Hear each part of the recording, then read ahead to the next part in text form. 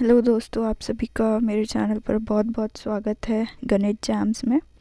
तो जैसे कि हमने लास्ट वीडियो में देखा था कि हम क्वेश्चन बैंक कर रहे थे चैप्टर नंबर 1 में से, तो उसी को हम थोड़ा आगे कंटिन्यू करते हैं।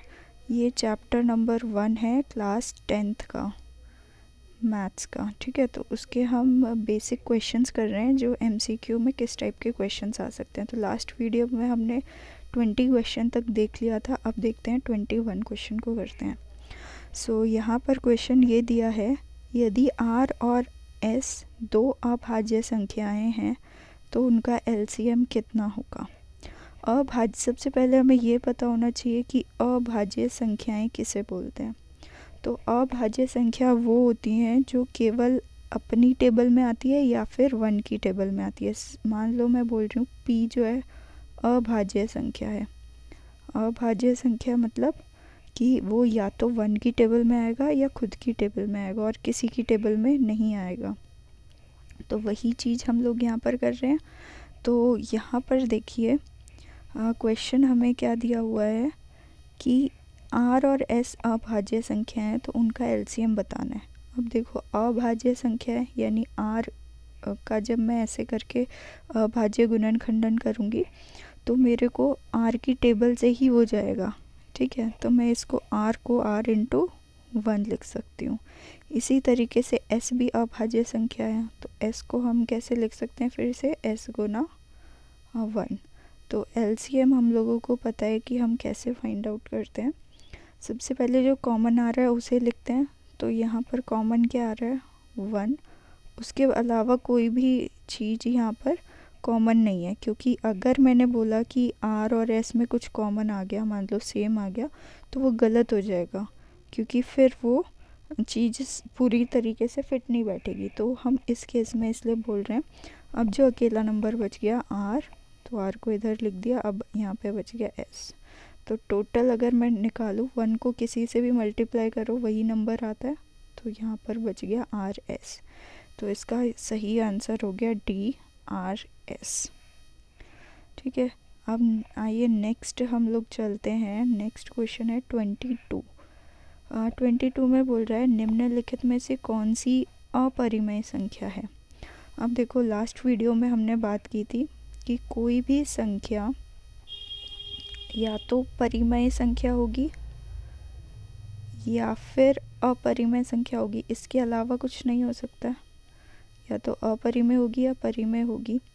जो परिमेय संख्या होती हैं वो या तो शांत होती है या फिर अशांत होती है, लेकिन कंडीशन क्या होती है कि वो रिपीट करते हैं नंबर को, कि अगर दशमलव के बाद उसमें संख्याएं रिपीट होने लग जाती है। और अपरिमेय संख्या हमेशा कैसी होती है, अशांत होती हैं। और किस टाइप की अशांत होती है, नॉन रिपीटिंग, रिपीट नहीं करती हैं उसमें संख्याएं।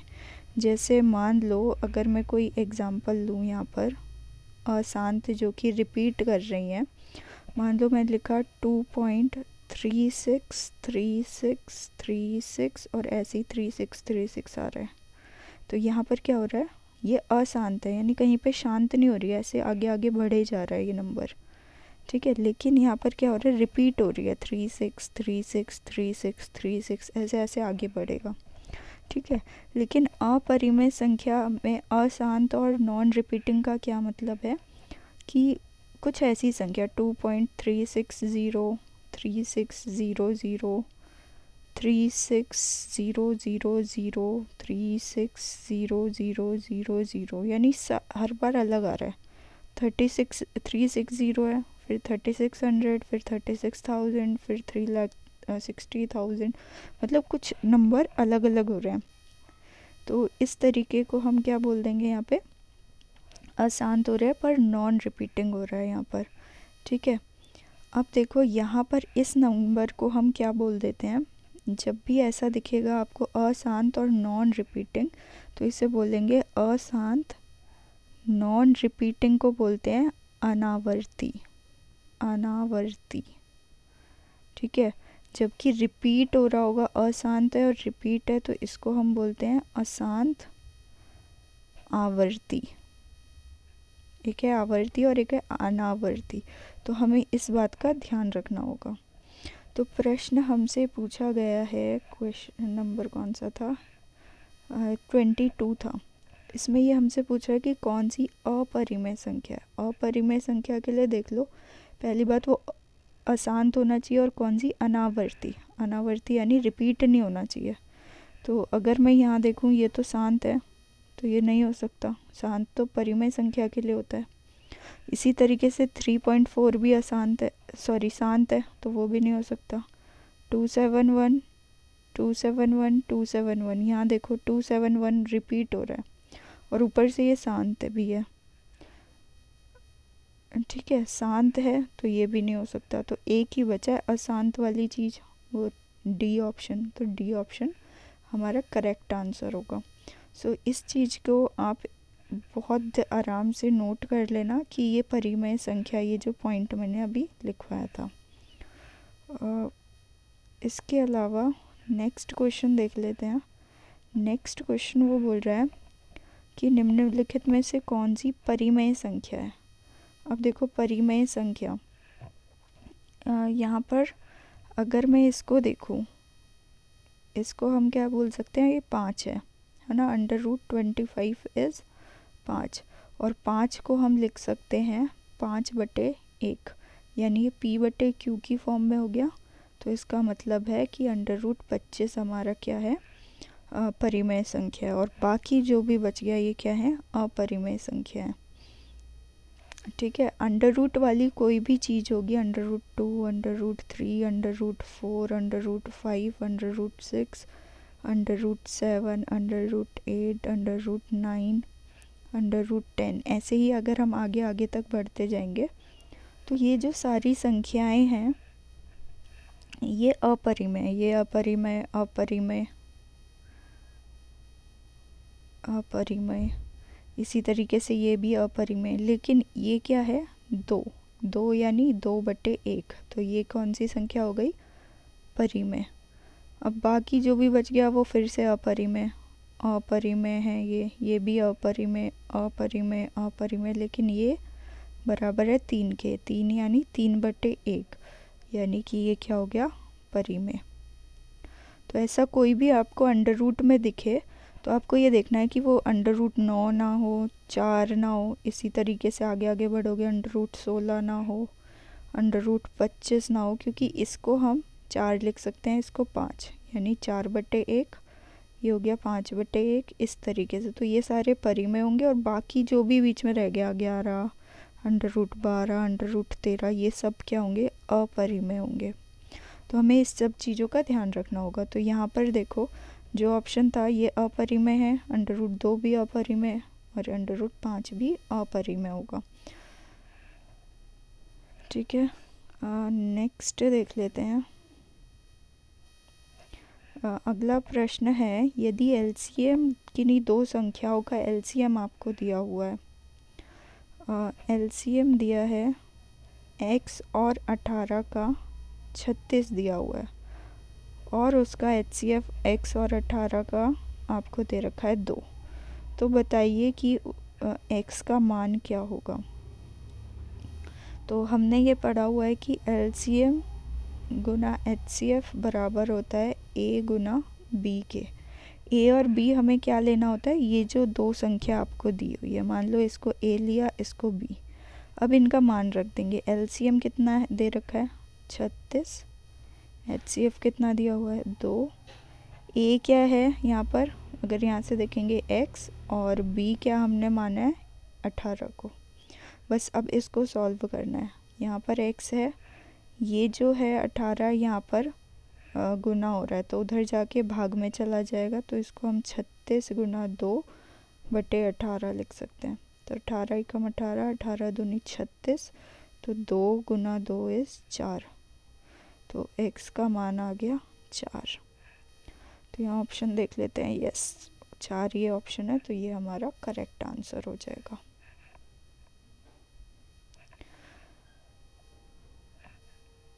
ये बाकी प्रश्न करता है अगले वाला प्रश्न। अगला प्रश्न है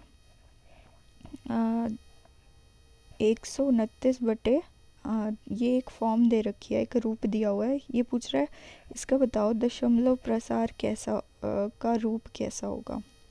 अब देखो ये क्या लिखा है, 129/2 इंटू इस तरीके से लिखा हुआ है, 2 की घात गुना 7। अब देखो हमें पता है कोई भी संख्या जो p/q की फॉर्म में होगा वो हमेशा क्या होगा, परिमेय होगा। और अभी अभी हमने देखा था कि परिमेय के 2 दशमलव प्रसार हो सकते हैं, 2 तरीके के, या तो शांत होगा या फिर अशांत होगा, पर कौन सा वाला, आवर्ती, रिपीट जिसमें करते हैं। ठीक है, तो अब देख लो यहाँ पर, और यहाँ पर ये याद रखना, लास्ट वीडियो में बताया था कि शांत जब भी होगा वो, तो शांत में क्या होगा, जब p/q में जो q होता है वो 2 की घात n 5 की घात m की फॉर्म के रूप में होता है। और यदि इसमें q जो है, ये q की बात कर रहे हैं, यदि q नहीं है 2 की घात n 5 की घात m के बराबर, तब उस केस में उसकी अशांत आवर्ती होती है, और अगर इस फॉर्म में होता है तो शांत आवर्ती होती है।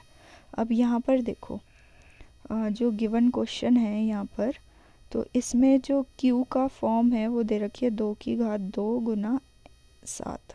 यहाँ पे 7 एक्स्ट्रा आ गया, अगर 5 होता तो हमारा काम बन जाता, लेकिन यहाँ पे 7 दे दिया है। तो इसका मतलब क्या है कि ये कैसी आवर्ती होने वाली है। और साथ साथ ना हम ये भी देखते हैं कि अगर कई बार क्या होता है कि ये नंबर ना कट जाता है, कि क्या पता ये 7 इससे कट जाए, पर यहाँ पर ऐसा नहीं हो रहा, 7 की टेबल में 129 नहीं आता है। ठीक है, तो ये कट भी नहीं रहा है, तो यानी ये क्यू जो है इस फॉर्म में नहीं आ रहा है, और इस फॉर्म में नहीं आ रहा है, तो हम बोल देंगे अशांत आवर्ती है इसकी। तो बी ऑप्शन है। नेक्स्ट क्वेश्चन करते हैं अभी। वो बोल रहा है कि ये एक नंबर दिया है, परिमेय संख्या का दशमलव प्रसार डैश स्थानों के बाद समाप्त हो जाएगा, तो कितने स्थानों के बाद समाप्त होगा। ये इम्पॉर्टेंट क्वेश्चन है, यहाँ से मतलब क्वेश्चन बहुत पूछा जाता है।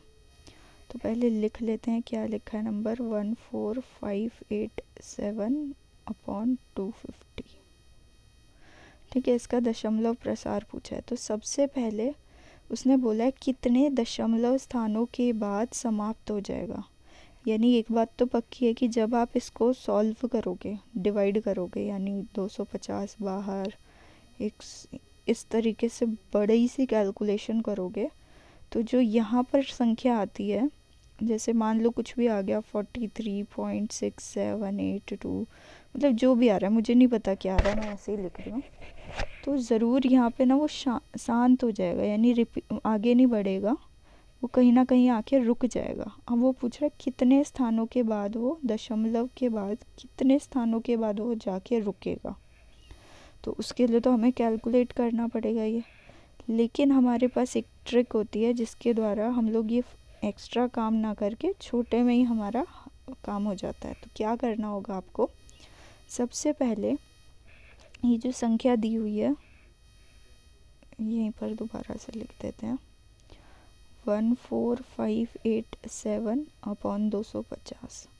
तो सबसे पहले ये जो नीचे दिया गया है 250, इसका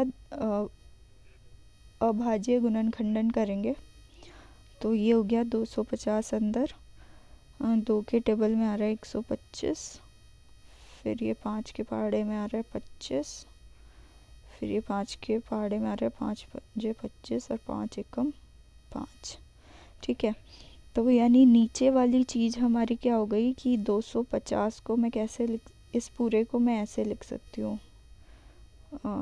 एक मिनट, संख्या जो पूरी की पूरी थी ये थी 14587/250 को अब मैं ये लिख सकती हूँ 2 गुना 5 गुना 5 गुना 5, है ना, इस फॉर्म में लिख सकती हूँ, या फिर हम ऐसे लिख सकते हैं इसको 14587/2 गुना 5 की घात 3। तो यदि जब हम इसको इस तरीके से लिख देते हैं तो अब हमें क्या करना है, केवल और केवल ये देखना है कि ये जो नीचे नंबर आया, मान लो यदि ये कुछ इस तरीके से आ रहा है, इसी रूप में आ रहा है ना ये नंबर, तो आप क्या बोलोगे कितने दशमलव स्थानों के बाद वो शांत हो रहा है। जिस भी नंबर में ये इन दोनों में से जो भी नंबर बड़ा होगा, n और m में जो भी बड़ा होगा वही आपका आंसर होगा। ठीक है, अब देखो यहाँ पर कुछ भी 2 की घात कुछ नहीं है, यानी 2 की घात 1 होगी। ठीक है, अब देखो 1 और 3 में बड़ी संख्या कौन सी है, हमें ये देखना है। इस 1 में और 3 में बड़ा क्या है, 3। तो हमारा आंसर हो जाएगा 3 दशमलव स्थानों के बाद ये शांत होगा। ठीक है, चाहे कुछ भी आपको दे रखा हो, आपको उससे कोई लेना देना नहीं है कि सॉल्व करें या जो भी है, आप सीधा इसका आंसर मार्क कर दोगे 3। ठीक है, कुछ और एग्जाम्पल लेते हैं। मान लो अब की बार आपके पास दिया है 26894 अपॉन 2 की घात 7 गुना 5 की घात 4, कुछ इस टाइप से दे दिया। तो कितने दशमलव स्थानों के बाद ये शांत होगा, तो हम इसका आंसर क्या बोलेंगे, जो भी इनमें बड़ा है, 7 और 4 में जो भी बड़ा है। तो 7 और 4 में बड़ा क्या है, 7।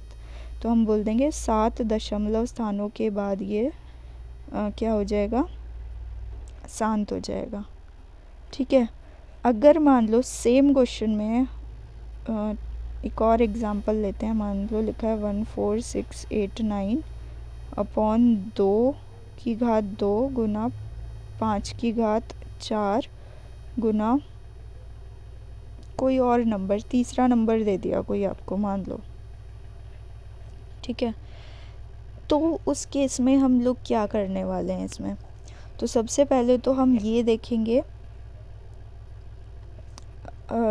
तो देखो यहाँ पर 3 जो है एक्स्ट्रा आ गया है ना, लेकिन मुझे नीचे की कैसी फॉर्म चाहिए थी, केवल इस तरीके की फॉर्म चाहिए थी, लेकिन 3 एक्स्ट्रा आ गया। तो क्या करो, सबसे पहले देखो कि क्या ये 3 यहाँ पर कहीं कैंसिल तो नहीं हो रहा।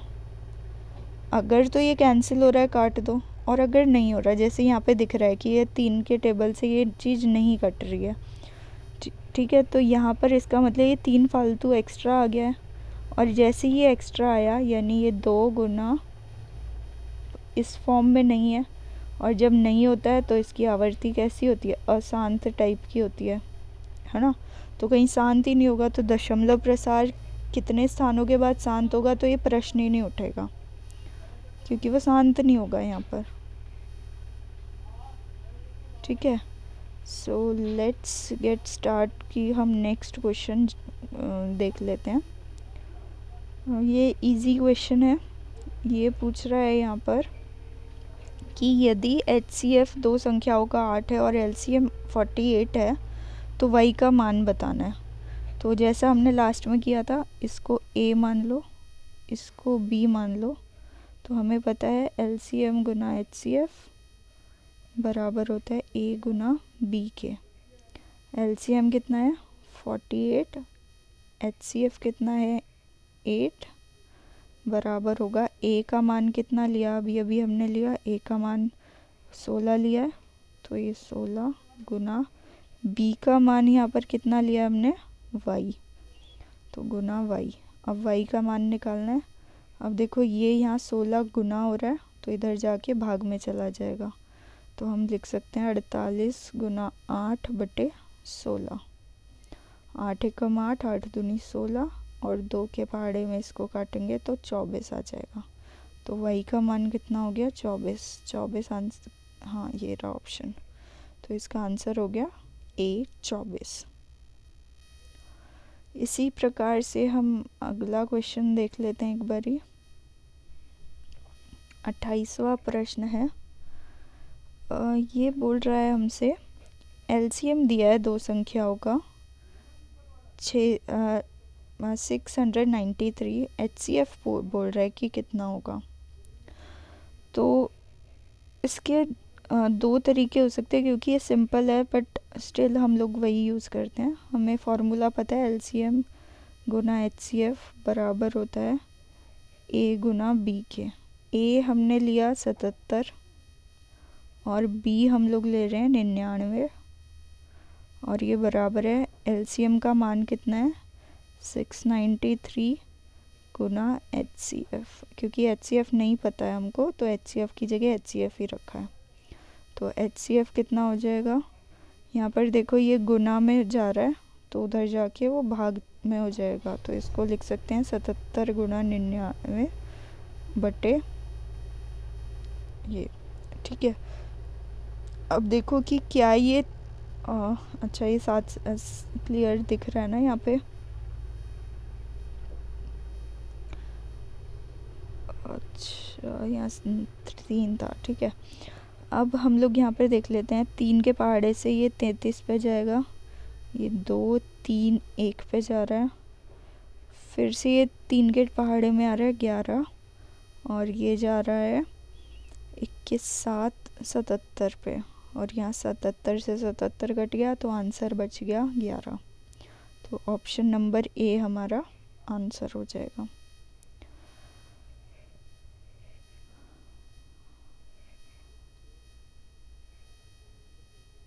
ओके, नेक्स्ट है यहाँ पर प्रश्न, वो बोल रहा है हमें कि यदि ये तो हो गया था, पाई क्या है। पाई एक परिमेय संख्या है या अपरिमेय संख्या है। तो हमको क्लियरली पता है कि पाई एक अपरिमेय संख्या है, तो ये हमारा आंसर हो जाएगा B, अपरिमेय संख्या है। उसके बाद ये क्वेश्चन है कि ये दो संख्या दे रखी है, इनका LCM निकालना है आपको। अब देखो सबसे पहले हमें क्या करना होता है, LCM के लिए अभाज्य गुणनखंडन विधि से इसके अभाज्य गुणनखंड निकालने होंगे।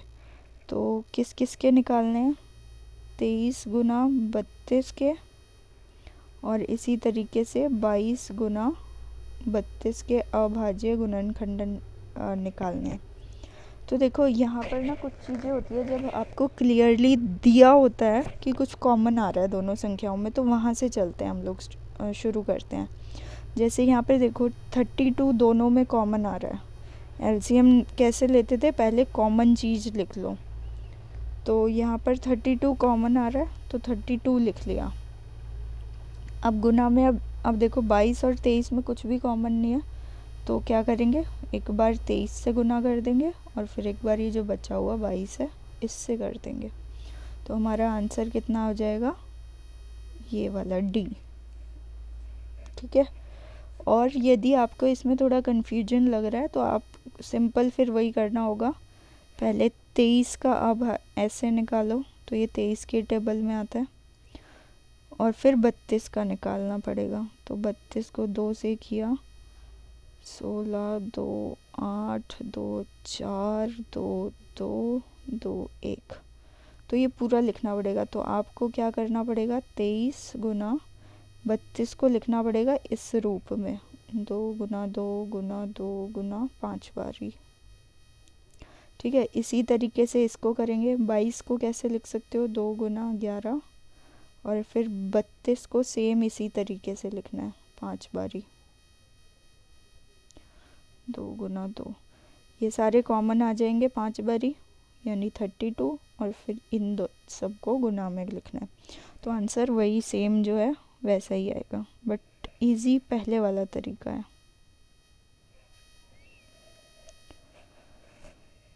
अगला प्रश्न है, LCM आपको दे दिया, HCF पूछ रहा है, ये भी हो जाएगा, इजी है। अगला प्रश्न है, वो हमें बोल रहा है कि ये कौन सी संख्याएं हैं, क्या ये परिमेय संख्या है, अपरिमेय, अभाज्य या पूर्णांक है। तो पूर्णांक तो नहीं है ये। पूर्णांक क्या होते हैं, 1 2 3 4, ऐसे ही माइनस में हो जाता है, 0 -1 -2, ये सब पूर्णांक होते हैं। तो ये पूर्णांक नहीं है। अभाज्य संख्या वो होती हैं जो केवल अपने में आती है या फिर 1 की टेबल में होती है, तो अभाज्य भी नहीं है। अब 2 ऑप्शन है, या तो परिमेय होगी या अपरिमेय। हमने अभी देखा था इस तरीके की सारी संख्याएं अपरिमेय होती हैं। तो हमारा ऑप्शन कौन सा हो गया, अपरिमेय वाला, ये हो गया ऑप्शन नंबर बी। इसी तरीके से अगला प्रश्न देख लेते हैं हम लोग। ये बोल रहा है 45 के अभाज्य गुणनखंड में 3 की घात क्या होगी। यानी सबसे पहले आपको क्या करना है, अभाज्य गुणनखंड निकालने हैं 45 के। अब ये किसकी टेबल में आ रहा है, 3 के पहाड़े में आ रहा है, 15 पे जाएगा, फिर ये 3 के पहाड़े पे आ रहा है, 3 पंजे 15, फिर 5 एकम 5। तो यानी 45 को मैं कैसे लिख सकते हैं हम लोग, 3 गुना 3 गुना 3, 3 गुना 5, यहाँ पे 5 है ना, तो 5 यहाँ मैंने लिख दिया 5। अब यहाँ पर क्या करना है, इसको हम कैसे लिख सकते हैं, 3 की घात 2 गुना 5, क्योंकि 3 कितनी बार आ रहा है, 2 बार, तो जितनी बार आएगा उतनी बार घात लग जाती है। अब वो पूछ रहा है 3 की घात क्या होगी इसमें, तो अभी देखा हमने 3 की घात कितनी आ रही है, 3 की घात 2 आ रही है। तो करेक्ट ऑप्शन हो जाएगा हमारा 2, ए वाला। ऑल राइट, नेक्स्ट देख लेते हैं इसका। उसके बाद वो नेक्स्ट क्वेश्चन पूछ रहा है हमसे कि 54 के अभाज्य गुणनखंड में अभाज्य गुणनखंडों की घातों का योग बताना है। यानी सबकी घात मिला के कितना आंसर आ रहा है वो बताना है। यानी अभी हमको क्या दे रखा है, 54 दिया हुआ है, हमें दिया हुआ है 54 के अभाज्य गुणनखंड निकालने हैं। तो ये 2 के पहाड़े में आ रहा है, 27 पे जाएगा, फिर 3 को 9 से करेंगे गुना तो 27 आता है, 3 3 9, 3 एकम 3। तो यानी ये क्लियर हो गया कि 54 को हम लोग लिख सकते हैं, 54 को लिख सकते हैं 2 गुना 3 गुना 3 गुना ये वाला 3, ठीक है। अब इसको हम लिख सकते हैं 2 गुना 3 की घात, अब 3 कितनी बार आ रहा है, 1 2 3, 3 बार आ रहा है, तो 3 की घात 3 हो जाएगा। और यहाँ पे 2 कितनी बार आ रहा है, 1 बार आ रहा है, तो 2 की घात 1। अब उसने बोला है कि अभाज्य गुणनखंडों के घातों का योग बताना है।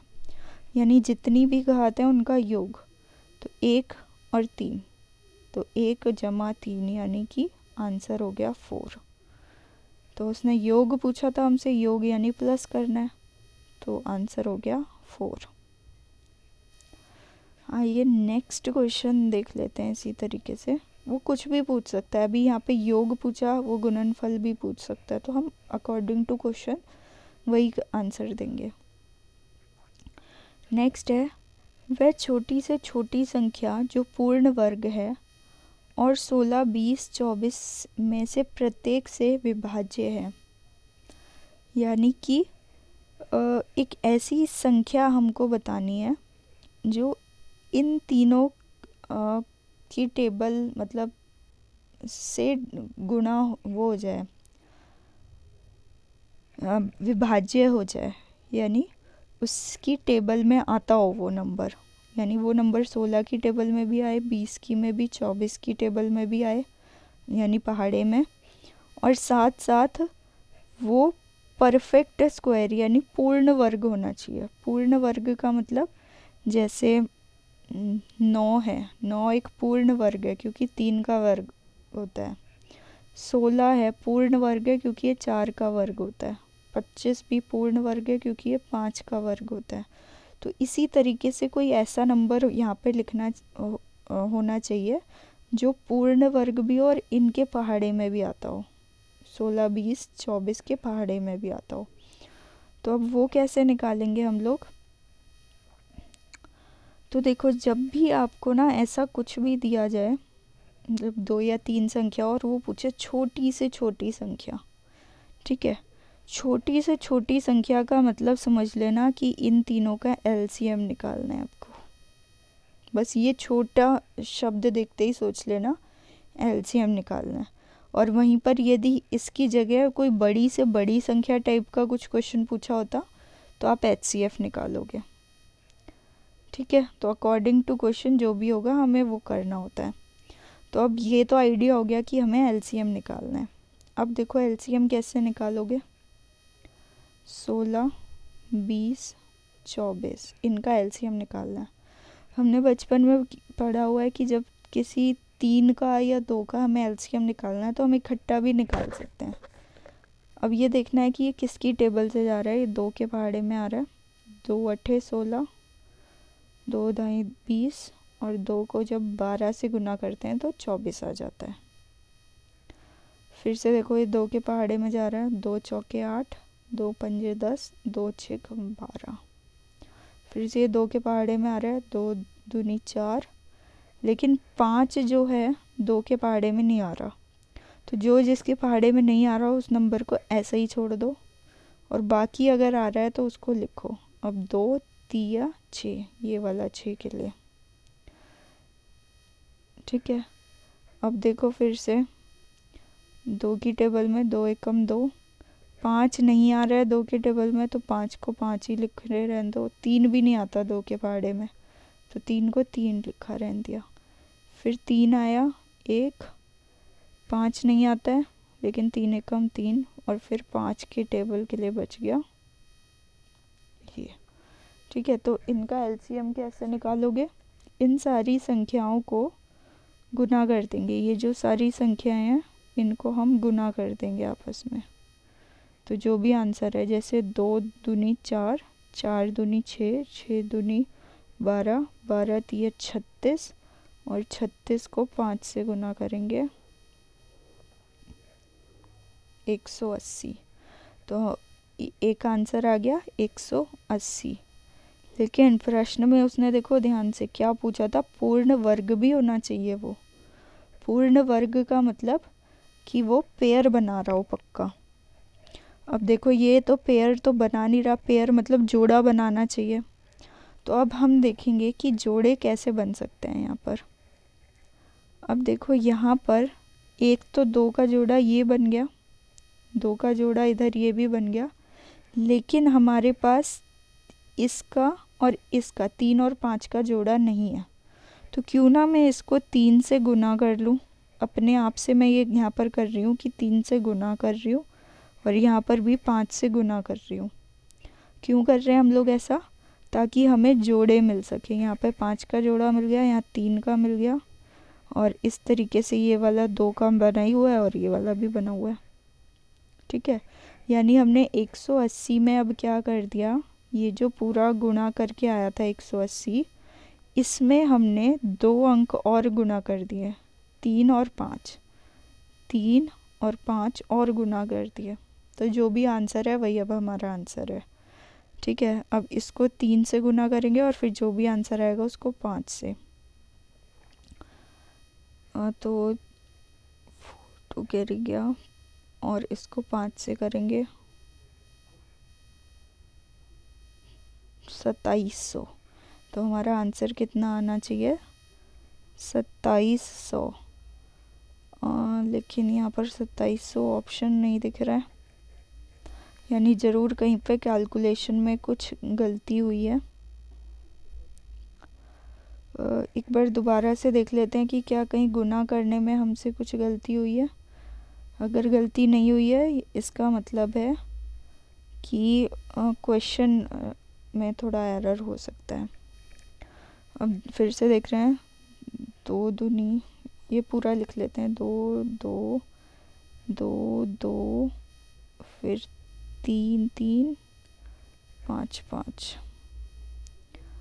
जब मैं इस 5 को और 2 को गुना करूँगी तो 10 आ जाएगा। इस 2 को और 5 को गुना करूँगी फिर से 10 आएगा। 2 दूनी 4, 4 तिये 12, 12 तिये 36। अच्छा, 3600 इसका आंसर है। हमने कुछ गलती कर दी होगी मल्टीप्लाई करने में। तो इसका आंसर कितना आ रहा है, 36। ठीक है, यानी गुना करने में थोड़ी गलती हुई होगी, आप उसको ठीक कर लेना।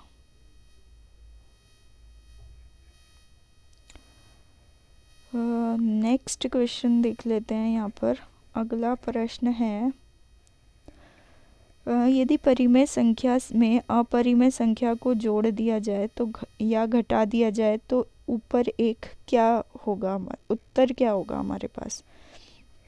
तो एक चीज़ हमेशा याद रखना, जब भी कोई परिमेय संख्या में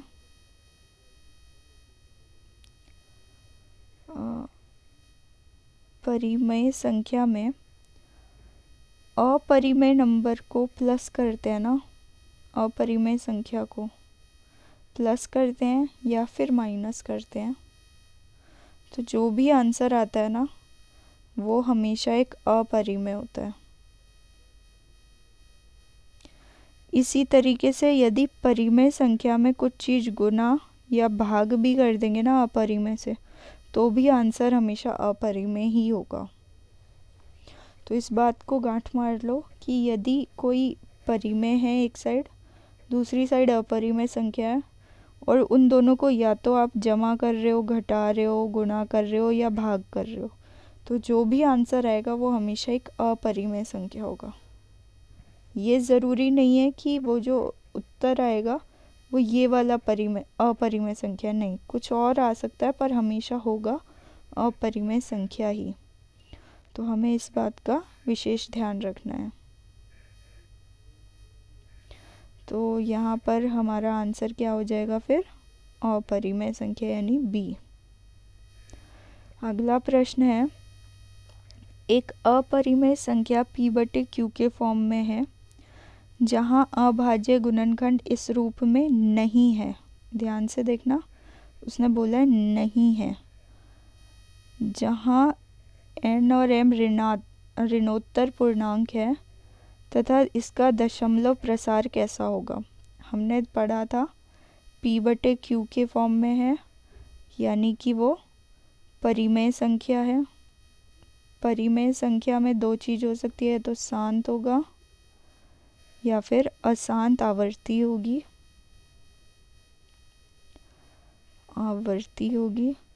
शांत कब होता है, जब q जो है वो 2 की घात n 5 की घात m के रूप में होता है। और ये कब होता है, जब वो q इस फॉर्म में, इस रूप में नहीं होता है। यहाँ पे मैंने साइन लगाया नहीं का, ठीक है। तो अब उसने बोला है, पहले ही बोल दिया इसके रूप में नहीं है, यानी अशांत आवर्ती होगी उसकी। तो आंसर हो गया अशांत आवर्ती ए, ठीक है। नेक्स्ट देख लेते हैं। यहाँ पर बोल रहा है कि दो संख्या दे दिया, उसका HCF ज्ञात करो। अब देखो, ये है 3 की घात 3 गुना 5 की घात 4, और दूसरी संख्या है 3 की घात 4 गुना 5 की घात 2। HCF निकालना है। अब इसका अर्थ क्या है, क्लियरली हमको दिख रहा है। इसका मतलब है 3 को 3 बार गुना किया क्योंकि 3 की घात 3 है, और 5 को 4 बार गुना किया क्योंकि इसकी घात 4 है, ठीक है। यहाँ पर इसका अर्थ क्या है कि 3 को 4 बार गुना करो, 3 से ही 4, और फिर 5 की घात 2 का मतलब 5 को 2 बार गुणा करना है। अब HCF क्या होता है, कॉमन चीज़ जो आ रही है। कॉमन क्या आ रहा है, एक तो ये 3 आ रहा है, एक ये 3 आ रहा है, एक ये 3 आ रहा है, फिर 5 आ रहा है, और फिर ये वाला 5 आ रहा है, ठीक है। यानी कि इसको हम लिख सकते हैं 3 की घात 3 गुना 5 की घात 2। तो 3 की घात 3 5 की घात 2, यानी कि ये वाला सी ऑप्शन करेक्ट ऑप्शन है। और यहाँ पर एक चीज़ और आप नोट कर सकते हो, यहाँ पे एक छोटी सी ट्रिक होती है कि यदि इस तरीके से आपसे प्रश्न पूछा जाएगा, तो यहाँ पर देखो 3 जो है दोनों जगह आ रहा है ना। 3 यहाँ पर भी आ रहा है, ऊपर वाली संख्या में भी और नीचे वाली संख्या में भी। तो यदि कोई संख्या दोनों जगह आ रही है ऊपर नीचे, तो उसमें जो सबसे छोटी घात होगी ना वो देखो, अब 3 की घात 3 और 4, तो सबसे छोटी घात है 3, यानी 3 की घात 3 तो ज़रूर उसमें आ रहा होगा। फिर गुना में 5 इधर भी आ रहा है, इधर भी आ रहा है। छोटी घात किसकी है? 2 की, तो इधर लिख दोगे 5 की घात 2, तो ये हमारा आंसर हो जाएगा। छोटी से देखनी होती है। देखो यही हमारा आंसर यहाँ पर भी आया। तो आप इस तरीके से भी कर सकते हो, बट ऐसा कोई ज़रूरी नहीं है कि वैसे ही करना है, आपको जैसा सही लगे आता है वैसा ही करना। उसके बाद बोला है दशमलव निरूपण कितने स्थान बाद शांत होगा। अभी पढ़ा था हम लोगों ने, यहाँ लिखा है 327/2 की घात 3 गुना 5। यदि ये इस फॉर्म में होता है तो जो भी इनमें बड़ा होता है n और m में, वही उतने ही दशमलव बाद वो शांत होता है। तो यहाँ पे बड़ा क्या है? 3 और इसकी घात 1 है, तो 3 और 1 में क्या बड़ा है? 3, तो आंसर हो गया 3। तो आंसर हो गया 3। सेम इसी तरीके से देख लेते हैं एक बारी और।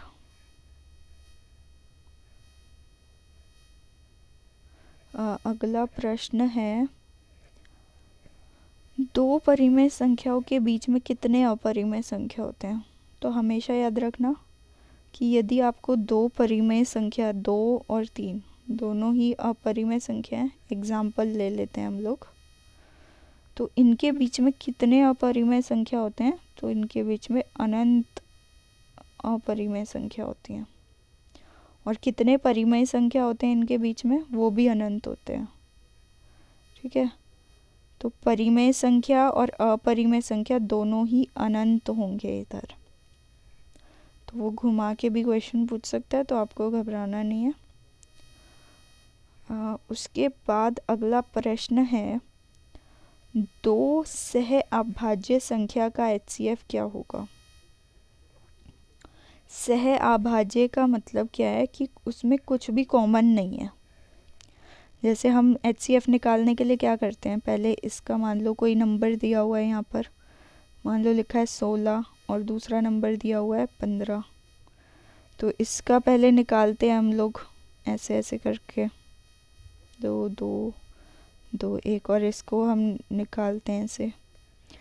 फिर क्या करते हैं, 16 बराबर है 2 गुना 2 गुना 2 गुना 2, और 15 को लिख सकते हैं 3 गुना 5।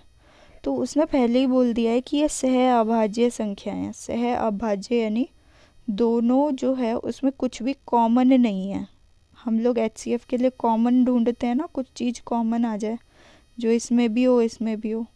लेकिन सह अभाज्य का ही मतलब ये है कि कुछ भी कॉमन फैक्टर नहीं होगा, मतलब कुछ भी कॉमन नहीं आने वाला है।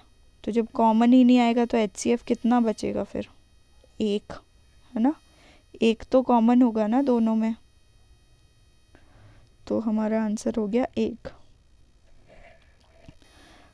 अगला प्रश्न है, यदि P और Q धनात्मक पूर्णांक है, P और Q का मान दे रखा है आपको, तो वो बोल रहा है कि LCM निकालो PQ का।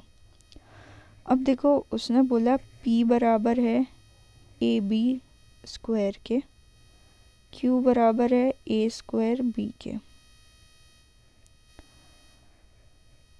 इसमें LCM निकालना है इसका। तो देखो इसको ऐसे लिख सकते हैं B इंटू बी, और इसको लिख सकते हैं A into A into B. A 2 बार हो रहा है इसलिए 2 बार गुना किया, और B 1 बार।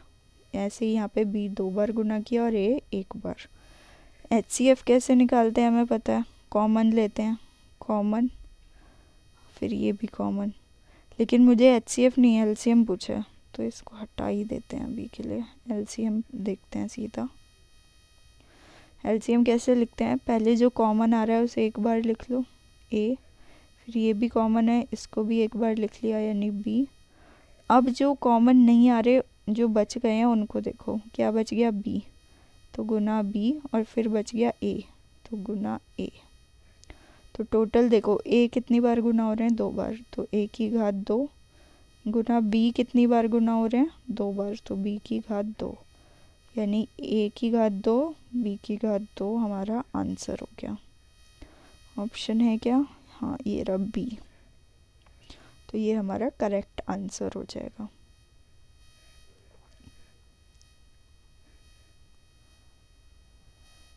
नेक्स्ट देख लेते हैं।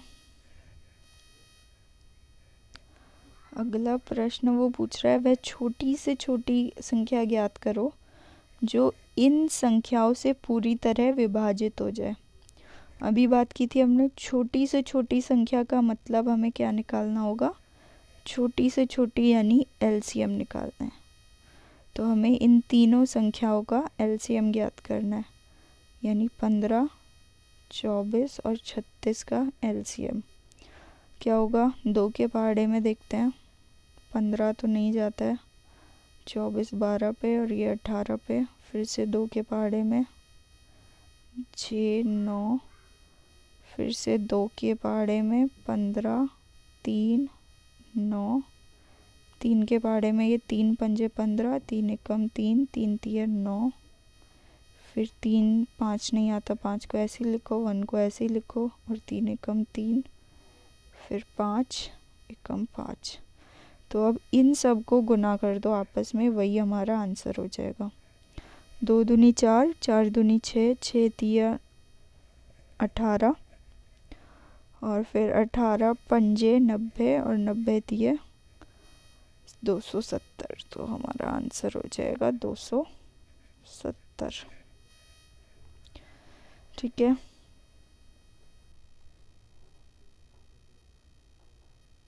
ओके 1 सेकेंड, यहाँ थोड़ी सी गड़बड़ हुई है गुना करने में हमारी। सबसे पहले ना इजी रहता है, कहीं 2 और 5 अगर दिखे तो उसको आपस में गुना कर दो। 2 और 5 दिखा तो इसको हमने 10 बना दिया। अब बाकी जो बच गया उसको गुना कर दो। अब 2 दूनी 4, 4 3 जा 12, 12 3 जा 36, तो 36 360 हमारा आंसर हो जाएगा। So answer is 360।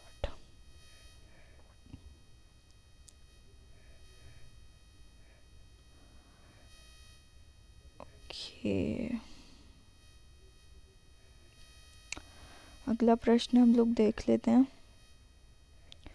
ये बोल रहा है हमसे एचसीएफ निकालो दो संख्याओं का। 7 है, एलसीएम हमें दे रखा है, एक्स का मान बताना है, यानी वो हमें बोल रहा है एचसीएफ दिया हुआ है 35 और एक्स का 7 और एलसीएम दे रखा है इन 35 और एक्स का ही 665। एक्स का मान हमें निकालना है, पता है हमें एलसीएम गुना एचसीएफ बराबर है 7 बराबर है ए गुना बी के। ए हम किसको मानेंगे, इसे ए मानेंगे 35 को और बी मानेंगे एक्स को। एचसीएफ हमें दिया हुआ है 7 गुना एलसीएम हमें दिया हुआ है 665। अब बस इसे सॉल्व करना है। एक्स का मान हो जाएगा 665 गुना 7 बटे 35, 7 एकम 7, 7 पंजे 35 और इसको काट देंगे, 5 एकम 5, 5 दिए 15 और ये 3, 133। तो 133 आंसर ए हो गया हमारा। इसी तरीके से हमें बाकी के प्रश्नों को हल करना है। कौन सी संख्या अपरिमेय संख्या नहीं है, ध्यान से देखना, अपरिमेय संख्या नहीं है। नहीं है मतलब वो पूछ रहा है परिमेय संख्या कौन सी है। अब देखो यहाँ पर क्या लिखा है, हमने पहले ही बात की थी कि यदि एक परिमेय संख्या दूसरा अपरिमेय संख्या प्लस होता है तो वो हमेशा एक अपरिमेय संख्या होता है। तो ये तो अपरिमेय हो गया, उसने पूछा नहीं है, जो अपरिमेय नहीं है, तो ये तो गया। अब देखो इसको देखो,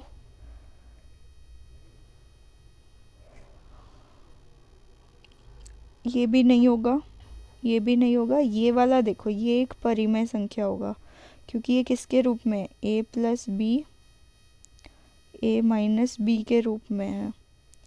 तो ये इसको हमें इसका पता है कि a² माइनस b² होता है। a का मान रख दो 3, क्योंकि यहाँ पे a 3 है, और b को मान लो √5। अब इसका आंसर कितना हो जाएगा यहाँ पर?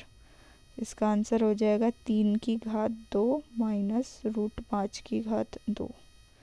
3 का वर्ग होता है 9 और √5 का वर्ग होता है 5, तो आंसर हो गया 4। 4 यानी 4/1, यानी ये परिमेय संख्या होगा। तो हमारा आंसर हो गया सी।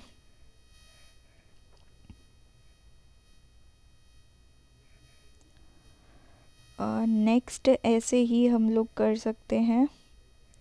2 और 3 के बीच में अपरिमेय संख्या कौन सी है?